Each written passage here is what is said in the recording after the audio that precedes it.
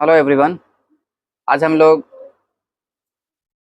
Class 11th का geography chapter 2 NCERT book reading का ये सेशन का ये 7वां वीडियो है। इसमें हम लोग पढ़ेंगे वायुमंडल व जलमंडल का विकास। वायुमंडल व जलमंडल का विकास में लिखा है कि पृथ्वी के वायुमंडल की वर्तमान संरचना में नाइट्रोजन एवं ऑक्सीजन का प्रमुख योगदान है।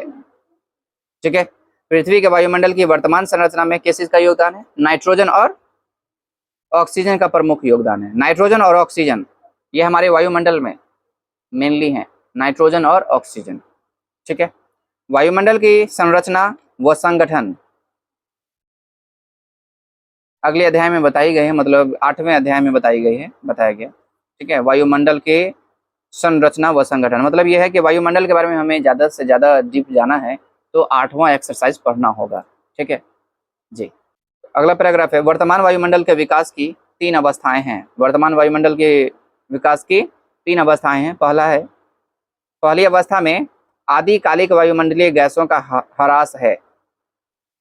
ठीक है, तो पुराने टाइम में, स्टार्टिंग टाइम में जो वायुमंडलीय गैस थे उसमें कमी आई।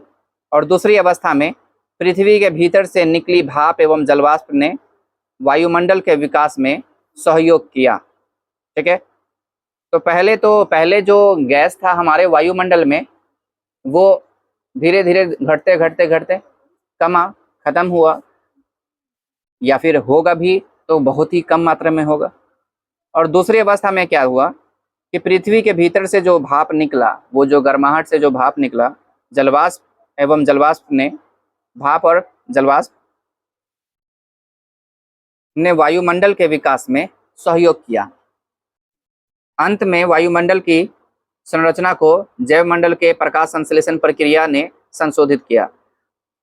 ठीक है, तो जलवाष्प और भाप ने वायुमंडल के विकास में जो सहयोग दिया, उसके बाद हमारे वायुमंडल को जैवमंडल के प्रकाश संश्लेषण प्रक्रिया ने संशोधित किया। जैवमंडल के प्रकाश संश्लेषण प्रक्रिया ने और भी ज्यादा अच्छा बनाया। ठीक है, प्रारंभिक वायुमंडल जिसमें हाइड्रोजन व हीलियम की अधिकता थी और पवन के कारण पृथ्वी से दूर हो गया, ऐसा केवल पृथ्वी पर ही नहीं बल्कि सभी पार्थिव ग्रहों पर हुआ।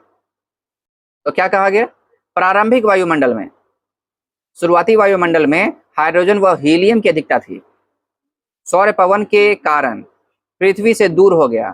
ठीक है, सौर पवन मतलब सोलर एयर के कारण वो पृथ्वी से दूर होता चला गया। ऐसा केवल पृथ्वी पर ही नहीं बल्कि सभी ग्रहों पर हुआ।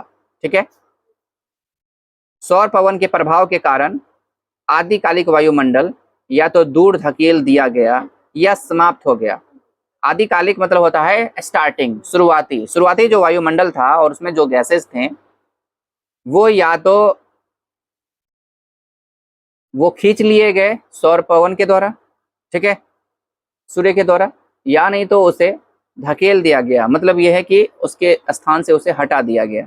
ठीक है, या तो वो समाप्त हो गया या नहीं तो वो हटा दिया गया, धकेल दिया गया है किसी घटना के द्वारा। ठीक है, यह वायुमंडल के विकास की पहली अवस्था थी।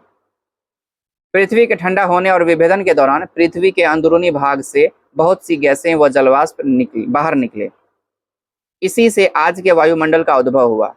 ठीक है, तो पहली बात तो ये कि स्टार्ट में जो हमारा पृथ्वी था उस पर जो भी वायुमंडल थे हाइड्रोजन और हीलियम के, वो धीरे धीरे खत्म हुए और उसके बाद पृथ्वी के अंदर से जो भी गर्माहट के कारण भाप निकला बाहर, उससे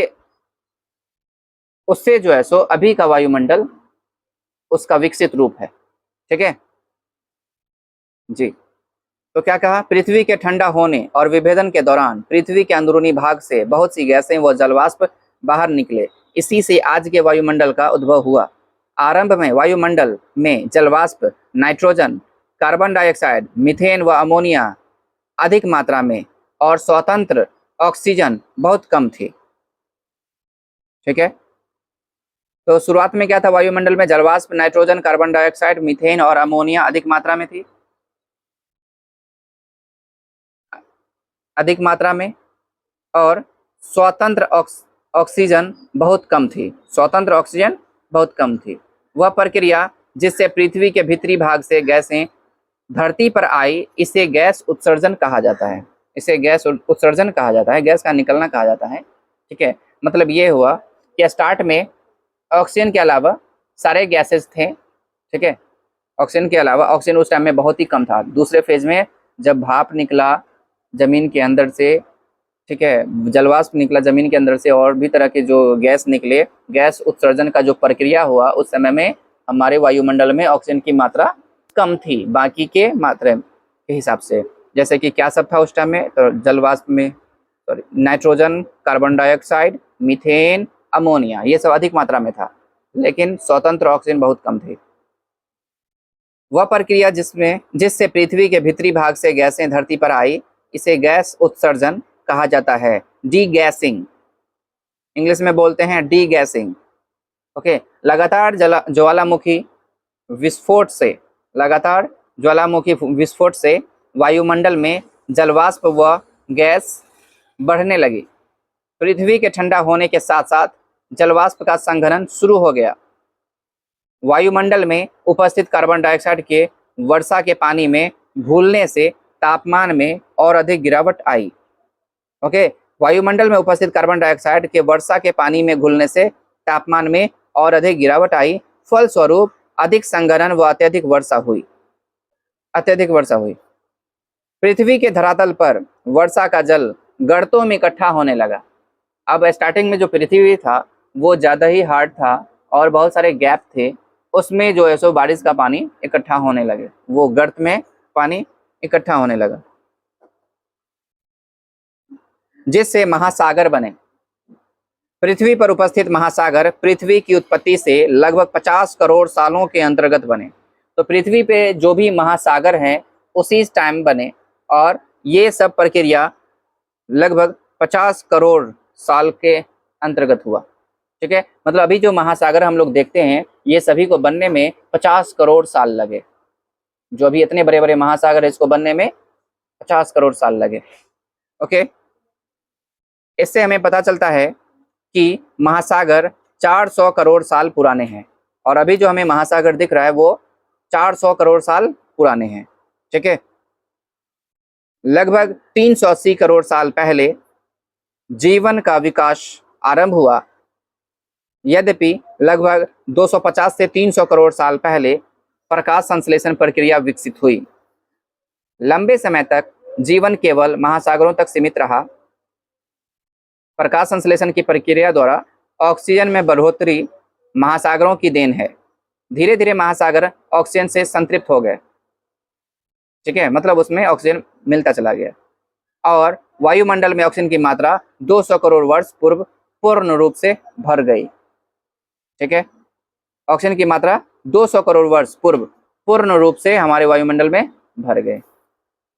तो ये सारे डाटा हैं, और ये एकदम एक्चुअल डाटा है। जो भी एग्ज़ाम दीजिएगा उसमें एनसीईआरटी के डाटा बहुत ही वैल्यूएबल होते हैं, सर्वमान्य होते हैं।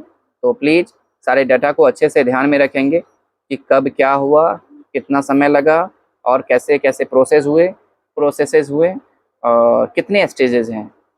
तो प्लीज़ इस बातों को ध्यान रखेंगे, बार बार पढ़ेंगे तो अपने आप स्टोरी वाइज दिमाग में बैठ जाएंगे। ओके, तो अब हम इस टॉपिक को, ये टॉपिक यहीं पे ख़त्म होता है। मिलते हैं अगले टॉपिक में, अगले वीडियो में। ओके।